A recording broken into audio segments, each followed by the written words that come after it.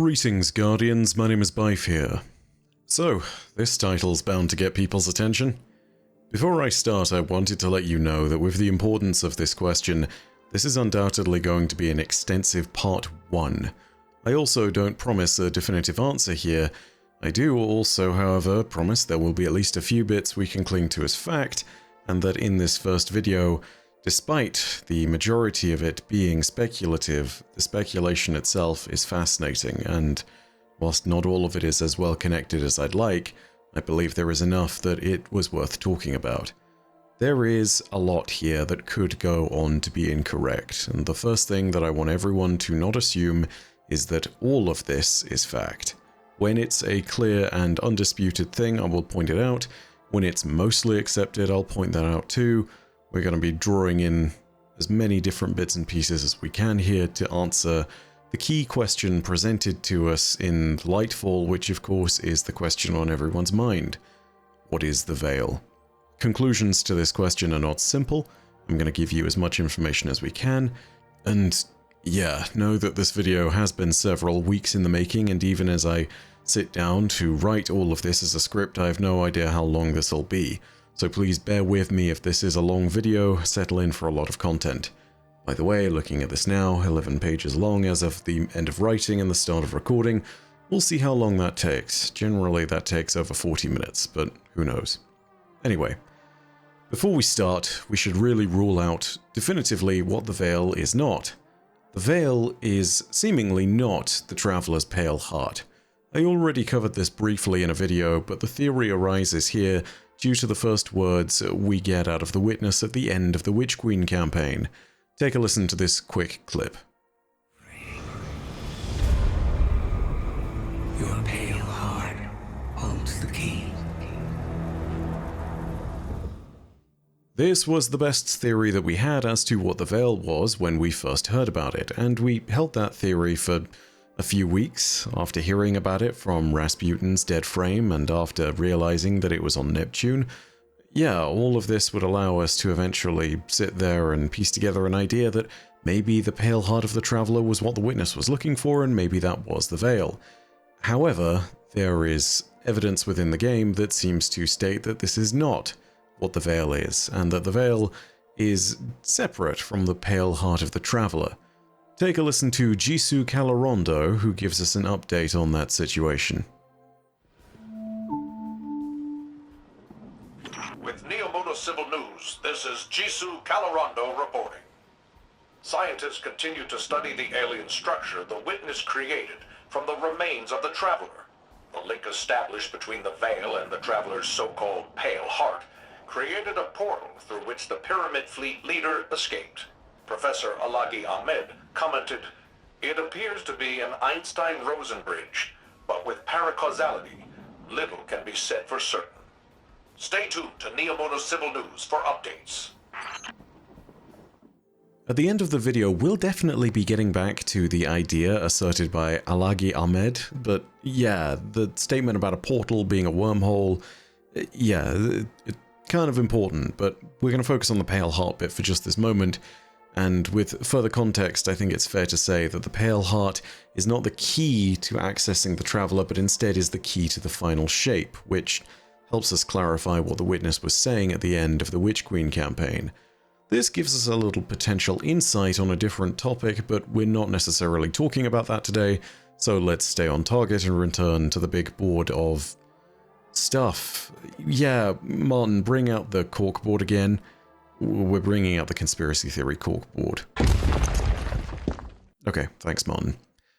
This is one of those moments at which I need to emphasize that not everything on here is going to be theory, some of it will be fact, but because the board is here, it helps us organize things, and also, red string exists on this board for a reason, and lots of the stuff we're talking about will end up in crazy places, so keep that in mind. I'm going to try and separate the facts from what may be fiction at the end. But you know, this video's topic is tenuous. Okay, so our first key fact here is established though. The Veil is not the Pale Heart. What's next? Well, next we can move on to some things that we know about the Veil in really broad strokes. From the vague things stated in the Lightfall campaign, we know that the Veil is something capable of powering the Cloud Ark, and we know that its power is paracausal in nature. Thanks to extra bits of lore from the Cloudstrider Legacies and Last Days lore books, we actually understand that the power the Veil gives off is so massive that the Vex used to piggyback off of it by just being in its proximity, something that the Cloudstriders put an end to. It's massive as a source of paracausal power, but that raises a pretty simple question, with a relatively complex answer.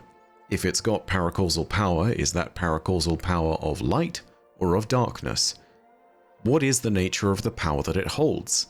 And this is where that question really starts to get kind of complicated.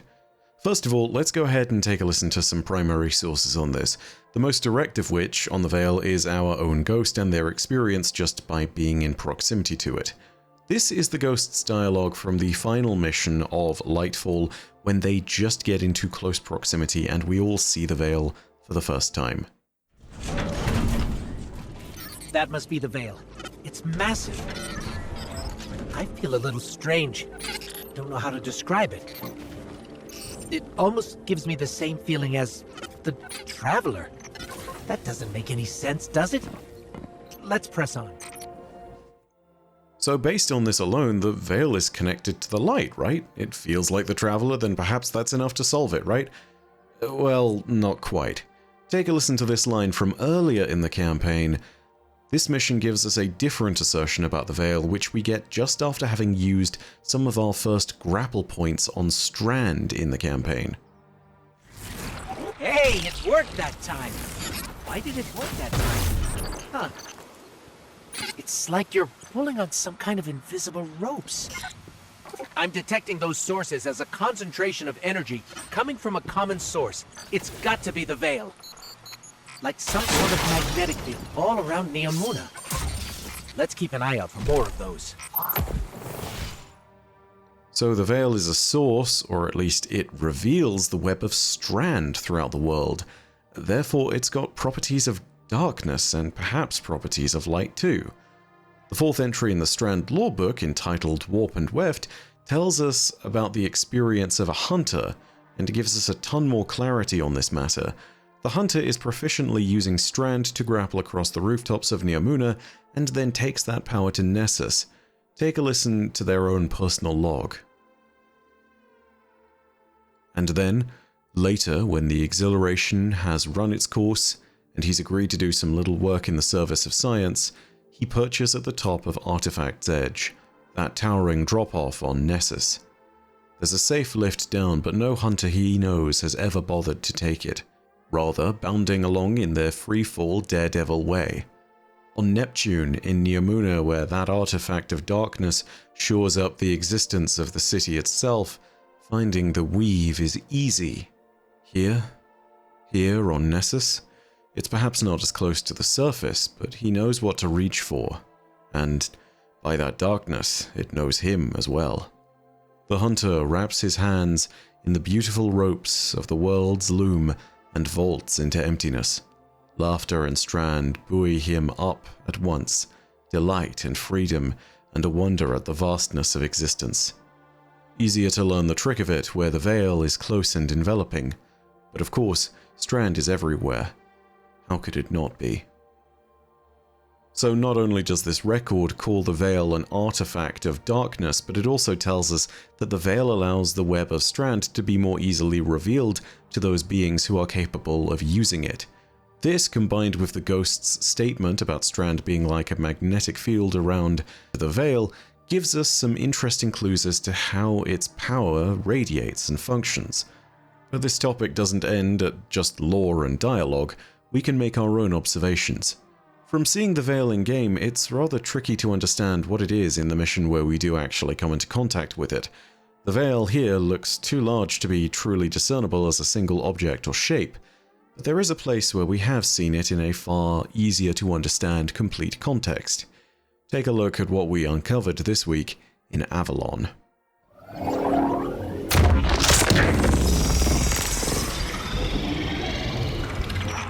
What is this? Ashemir's research confirmed the existence of this fantastic object. As the pyramids examined the Vex in turn observed the pyramids.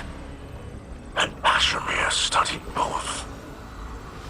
But the paracausal cannot be predicted. Did Ashermere perform these simulations manually? For one mortal intelligence to create this would be impossible. This is why Ashermere merged with the Vex. This study demanded its sacrifice. Everything.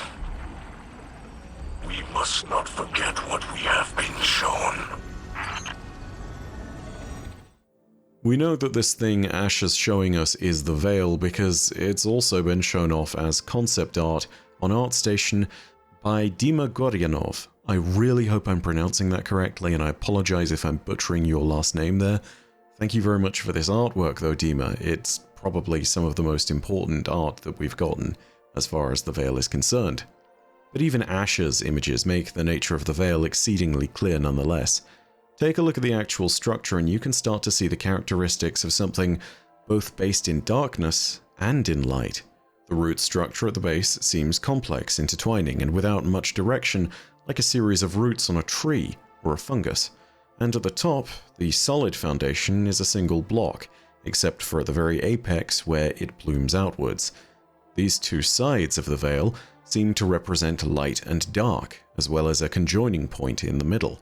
And it reminds me of something else in particular, the Tree of Silver Wings from the Season of Arrivals. In particular, take a look at the tree from week 5 onwards when it was half corrupted by the pyramid above it. Now rotate the imagery of the Veil 90 degrees and suddenly, well, it looks like we're getting somewhere.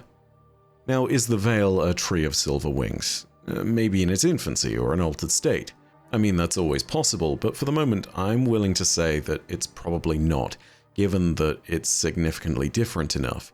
After all, the darkness tree that we saw within the Season of Arrivals, I mean, when it was completely consumed by darkness, even the textures were different, and this is actually a key interesting point about the darkness as presented in a neutral state versus the darkness as presented in the context of the Witness.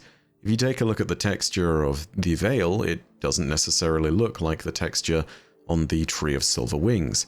The tree may have kept its vague shape, but the texture itself was covered in straight lines that cut at sharp angles, everything made to look like something triangular, or something that could be more closely related to a knife.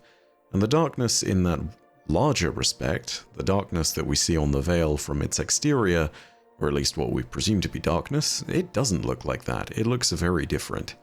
The tree's corruption from the Witness reeked of its resonant energy, and the Veil, it just doesn't. It seems different. All of this does go a certain way towards confirming our first somewhat concrete piece of information about the Veil, and again, I put somewhat concrete because lots of this is based on theory and observation. The paracausal powers of the Veil, by the way of observation and the intelligence given to us from the game, seems to be something that is both of the light and the darkness. When you look at the word Veil itself as well, you can perhaps see a little idea of this. The idea of a veil is that its function is to obscure or separate someone's face from the outside world, and perhaps this idea of separation is what makes a degree of sense. Veils cast shadows, but for the shadow of a veil to exist, light must also exist. Interesting point, light and darkness. A veil drops between the two. The two main powers of the universe are separated in the middle, where the smaller parts of their mass conjoin, and perhaps this is our first indication as to the idea of what the veil is, a conjoining conduit perhaps of the light and the dark. As for why all of this is the case, it isn't clear, and again, it isn't clear if that is the case. I'm going to reiterate that a lot, because understanding what is and isn't fact and fiction is important here. And it does need to be said as well that of the links between the veil and the light, there's a lot more tenuous stuff that's a lot less documented, so let's keep that in mind as we go forward. Having said that, whether the veil is linked to the Traveler or not is given a little context based on the first moment when the Witness tried to access the Traveler. It was one of the things shown to the witness during the blurred, quick vision that it had just moments before sending Callus to Neptune. Take a look at this footage again in slow motion as well as at regular speed. The roots of the veil are a lot simpler to see, and you can also see the top of the veil. The strange holographic image at its very top is what we see when we first enter, and we get that ghost notation. So the witness was able to ascertain the location of the veil from the Traveler itself, which seems to imply that the Traveler and veil are linked, and gives us even more questions to ask about the true nature behind the veil.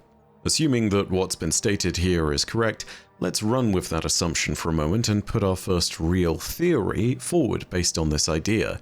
If the veil has both the energies of the light and the darkness, then perhaps this unique property is what was required by the witness in order to access the Traveler and its pale heart.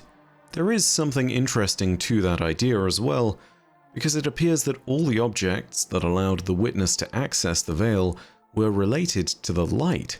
The radial mast was an object which is mentioned throughout the campaign and is supposedly what would have allowed the witness to link to the veil, but the radial mast, as is stated by a ghost in the mission, is an object of light. Take a listen. That monument must be the radial mast. There's no mistaking it. That's light energy radiating from it. Oh no. In addition to this, when the witness does link to the veil at last, the thing it uses to do so is our ghost, a creature of light. I think the assumption we can make here is perhaps that the veil, an object of both light and darkness, can only be linked to properly by something that understands how to do so, and also is equally conjoined by those two forces as well. If this idea is correct, then the witness possessing our ghost is an interesting means of it linking to the veil, but also it might make a degree of sense. The witness, a being of darkness, possessed our ghost, a being of light, and therefore a link was possible. It would also tell us why nobody else in the situation was actually affected. We might wield the light, but we also wield the darkness. Osiris can wield Strand, it seems by this point, but he can't wield the light, and Keitel and Nimbus are both cut off from paracausal power generally. As for what the witness accomplished more specifically in this moment, it's not clear, but I have theories for later. It does seem to be the case, however, that the witness was only able to create their portal in the Traveler when that link to the veil was created. Remember going forward that our ghost was used to create that link. If only things related to whatever made the link in the first place can pass through the portal, then that might put at least our ghost on the list of things that can pursue the witness. Anyway, that theory gets way out there, and I want to keep us somewhat more focused. So, to summarize our findings from this first big old tangent, we have the following. The veil appears to be something of both darkness and light. That seems to be from observation. It is not confirmed fact, but it seems very likely. This leads us to a theory that the witness needed both darkness and light to access the veil itself due to this paracausal nature. This then allowed it to create the portal. Okay, so that's one part in all of this seemingly nailed down. Let's talk about the next thing that gives us some information on the veil, which is the deterministic chaos mission, the Heart of the Black Garden, and the Inspiral raid lorebook from Root of Nightmares. Yeah, this one gets complex as far as all the sources are concerned, but they all point towards the same important bit of information, which is that the Heart of the Black Garden is a copy of the veil. More importantly, we get that information from these sources, and it allows us to make certain assumptions about the veil itself. So, let's go ahead and dive into this new tangent. The first time we learn about the veil in the context of the Heart of the Black Garden is in this moment with Nimbus and Osiris. Take a listen. Too risky. Since when were you scared of a little risk? The Black Garden does not contain a little risk. As for this second veil, to the vex of the Soul Divisive, it was the Black Heart. Who cares what it's called? It's our chance to follow the witness. Except it was destroyed years ago. Nimbus. I understand how grief can make one behave recklessly. But you can't... Cloud Striders don't grieve. Death is just part of the flow. Ah, Guardian. Perhaps you can convince our friend that the Black Heart is a dead end. Hang on. If that heart thing was the same thing as the Veil, then its blueprint can be our guide to the real thing. Come on. All we gotta do is follow Rohan's instructions. He's never steered us wrong before. You're right. It's at least worth a closer look. But please, let the Guardian handle the groundwork. This city can't afford to lose another Cloud Strider. All I heard was you're right, so let's get cracking! I'll send you a list of what we need. So we know that the Black Garden was originally based on the Veil. From what we gather later in the quest, the Heart of the Black Garden wasn't just a second copy of the Veil, it was a failed attempt at copying it. This actually opens up some very important avenues for us to consider all on its own, but I think I should really take a moment to direct you to an untimely but very welcome source of knowledge on the Black Heart, Root of Nightmares. The raid itself doesn't contain any lore on the topic of the Black Heart itself, but the Inspiral Raid lore book that you get from uncovering entries and doing triumphs certainly does. This book contains a variety of entries, all discussing the nature of the final shape and the darkness from various perspectives, some of which are harder to confirm than others. Book 5, known as Brass Gardeners, an obvious reference to the Vex, does however give us some potential insights on the heart of the Black Garden. It appears that this lore entry is from the perspective of the Vex of the Soul Divisive. That record reads as follows. A spectre of the Black Garden, rich with the sweetness of flowers and the stink of radiolaria, it leaves behind a delicate data lattice to mark its passing. Garden state, neutral. Garden and gardeners equal root, and branch equal leaf and flower. Intrinsic, inextricable, inescapable. Anomaly. Anomaly 1 equals leaf, invasive. Garden state, active, gardeners attend. Case, irrecoverable. If irrevertible injury, garden and gardeners, and threat persistence, then escalation, escalation. Anomaly status, present, tracked, new. No archive referent. Simulation, failed. Damage, 0.3332%. Recoverable. Danger, recovery projection, irresolvable. Repeat, repeat. Set, irresolvable equals irrecoverable equals irretrievable. Anomaly.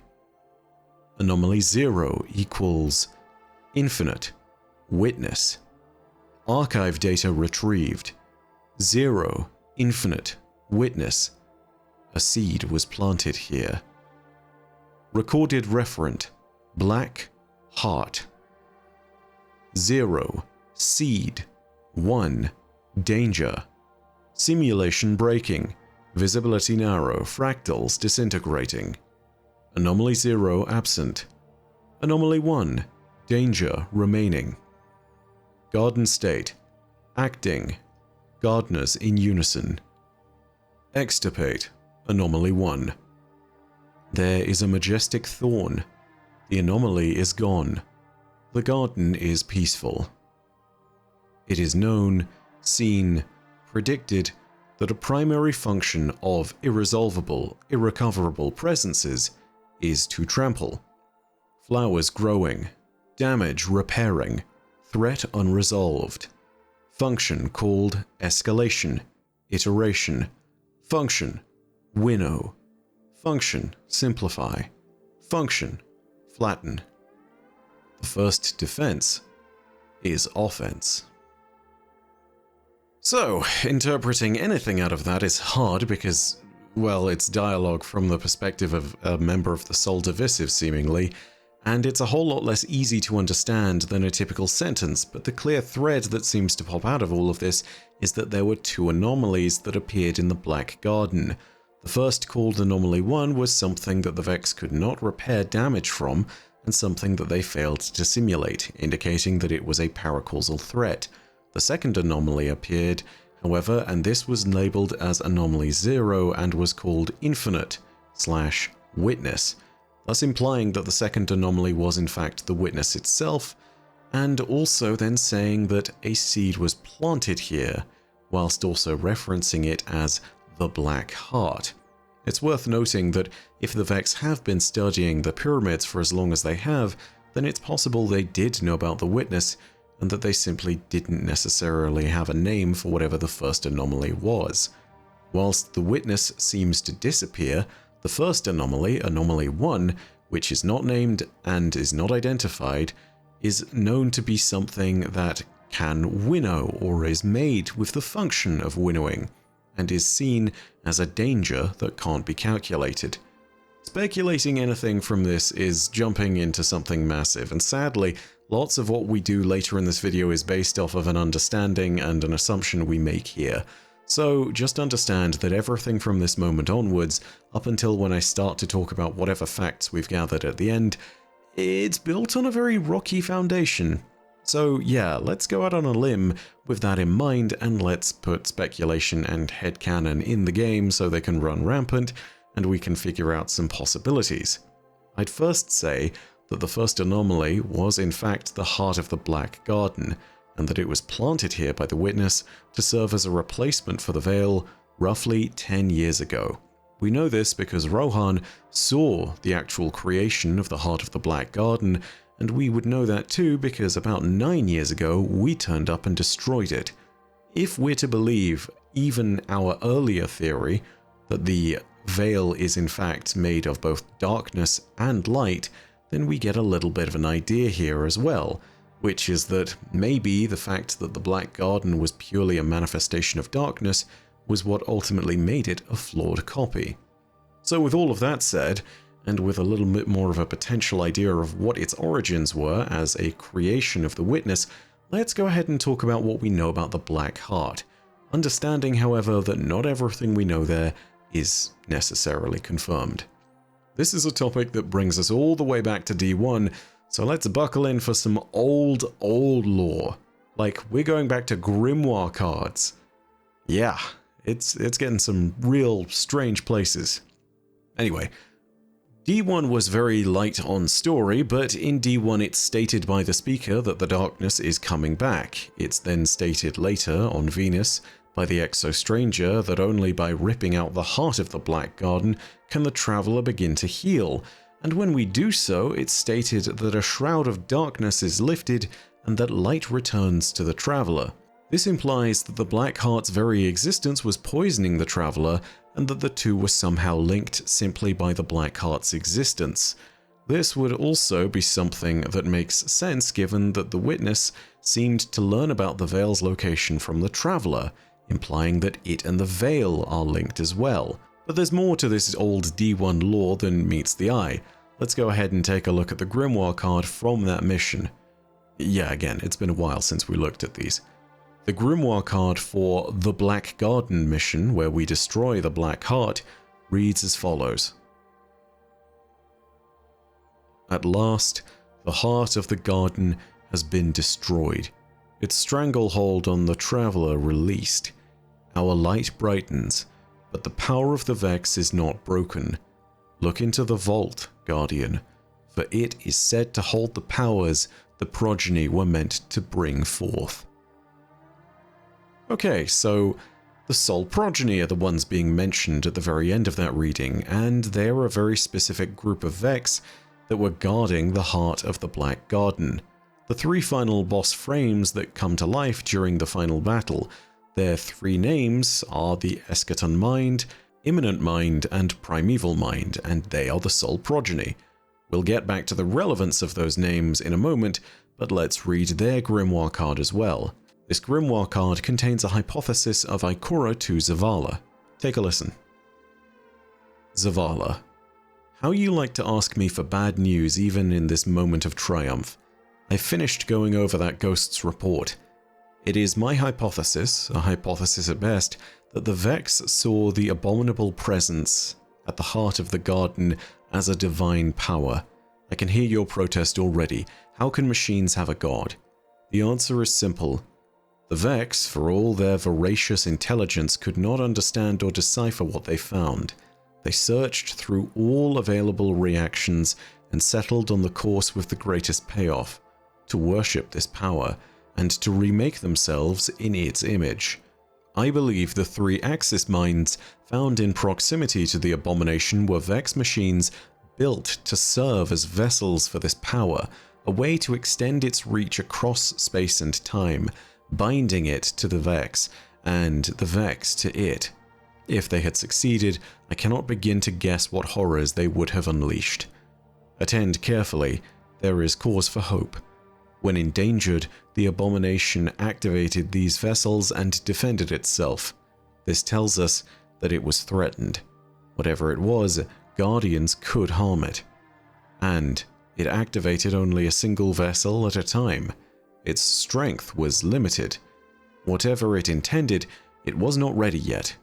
We must assume the abomination was part of something greater, and we cannot flinch from the terrible obvious comparison. Just as the Traveler acts through us, this power was able to act through its own servants. Let us be wary. There may be other abominations and other vessels. Ikora. Now, Ikora's idea that the Vex of the Black Garden were worshipping the Black Heart isn't just widely accepted, it's kind of proven by the way that the Vex in the first mission were being posed. More importantly though, the 3 Axis mines, the Sol progeny which are mentioned here, were mentioned as a means by which the Black Heart could extend its reach over space and time.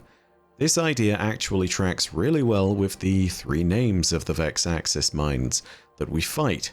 There's the Primeval Mind, primeval meaning the first moment in time, the Immanent Mind, immanent meaning something happening right now, and the Eschaton Mind, eschaton meaning the final moment of a divine plan and the end of the world. In this way, the Vex Minds were representing the past, present, and future, or primeval, immanent, and eschaton. Let's just go back again really quickly and listen to what the speaker said about the Black Heart to understand why that's important. But the power of the Vex is not broken. Look into the Vault, Guardian, for it is said to hold the powers the progeny were meant to bring forth. So if the Black Heart was linked to the progeny and they're attempting to extend its reach across time and space, is this because they were mimicking the function of the Veil? And the powers that were meant to be brought forth, they were mimicking the Vex of the Vault of Glass. And that is a very important reference because the Vex of the Vault of Glass are referenced as having control over a very particular power, namely, the power of time control. Put simply, was it therefore the case that this was the power that the Black Heart was attempting to achieve via use of the Vex? And to put it even more simply, in a question that pertains to the Veil, if the Black Heart is a copy of the Veil and if it was attempting to mimic its powers, can the Veil be used to time travel? So yeah, theory out here has gotten a little bit wild all of a sudden. But, you know, keep your heads down though. We're going to keep on chasing this theory because the thread goes on. We're going to go ahead and once more look at references of the Veil and Art of the Veil posted by Dima Goryanov. I really hope I'm pronouncing that name correctly. In particular, this Twitter post here. The video of the Veil is interesting and all, but the actual description in this tweet is incredibly important. It reads, "Short test video of the Veil, described as a physical manifestation of incomprehensible cosmic energy, a window, or just window, into the mind and memory of the universe." So whilst on its own that sounds like a great means of actually describing the Veil, I think we need to go ahead and acknowledge a few things. It does sound like a great tool of darkness, given that things of thought are of the realm of the darkness, and that physical manifestations put things into the world of the light, However, it being a window into the mind and memory of the universe is, I think, the really important part here. Memory being the key word. If the Soul Progeny were built to extend the reach of the Black Heart and then potentially the Witness, then perhaps their function was to reach across time and space to enact a moment where, in the memory of the universe, it was possible for the final shape to be enacted and to be victorious. It's a weird idea, but the craziest and wildest part of the potential theory comes in here. You remember our good friend Jisoo Calorondo from earlier? They had this to say in their news report. With Neomono Civil News, this is Jisoo Calorondo reporting. Scientists continue to study the alien structure the Witness created from the remains of the Traveler. The link established between the Veil and the Traveler's so-called Pale Heart created a portal through which the Pyramid Fleet leader escaped. Professor Alagi Ahmed commented, "It appears to be an Einstein-Rosen bridge, but with paracausality, little can be said for certain." Stay tuned to Neomono Civil News for updates. Professor Alagi Ahmed brings up an incredible possibility, one that just happens to line up with things. A wormhole, like an Einstein-Rosen bridge, is theoretically capable of allowing travel through time. Keep in mind, this is what the portal the Witness has supposedly created might be. Now again, all of that is built on stilts as far as I'm concerned, because there's a lot of ifs and buts, and all of this needs to line up correctly in order for it to actually happen. But if all of this does line up, and if the original purpose of the Soul Progeny was to allow control of space and time, and if the Black Heart is a copy of the Veil, which is supposed to be the memory of the entire universe, then is it theoretically possible that the Veil was holding the coordinates to a place where the final shape might be totally enacted? And is it then possible that through the use of the Veil, or in this instance what would have been the Black Heart, the Witness was able to travel through time? I don't know. But it's, well, yeah, we just put a big one on the board there.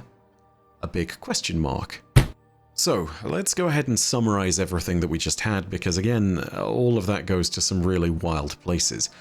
So, first of all, the Veil is potentially a repository of the memory of the universe. That's according to that one tweet from a Bungie employee. We don't know that to be correct. We shall see if that is, but that's just what it's described as. Keep in mind that nothing in-game describes the Veil as this thus far, so this could all just be red herrings and something used as a means of prompting the description of the art that we see. So, is it then possible that the Soul Progeny, if the Black Heart had fully developed, would have allowed time travel to happen? And if this had come to pass, could the Witness have done what it did to the Traveler sooner? Did the Witness use the Veil to time travel to a place where it could enact the final shape? These are some of the big questions, and more importantly, I think the biggest ones are simply this. Has the Witness time traveled, and in the off chance that the answer to that is yes, when and where did it time travel to? The crazy board of red strings is really starting to fill up with this particular arc of nonsense. So yeah, just take a minute to, once again, extend to the idea that this video extrapolates a whole lot, and yeah, there is not always reliable theory and ideas here. So there's that. Anyway, before we go any further, let's go to the bare minimum things that we can draw upon and reliably explain about the Veil, which seem to be true. Firstly, the Veil seems to, by observation, show characteristics of both the light and dark. Secondly, the Veil, according to one Bungie employee's tweet, is described as a physical manifestation of incomprehensible cosmic energy, a window into the mind and memory of the universe. Thirdly, the heart of the Black Garden was a failed attempt to copy the Veil. And fourthly, the Veil is a source of remarkable paracausal power and reveals the web of Strand in proximity to it. If nothing else, we can cling to most of these ideas, with only point number 1 being somewhat contested, and point number 2 not necessarily coming from a canon source in-game. Okay, that's a lot of video stuff. This script is about to hit 12 pages, so I'll sit there and leave you with one final thought. If we are going to be concerning ourselves with the Witness and where it's gone over the next year, then the portal that it created is of key importance. Understanding it is really where we go next.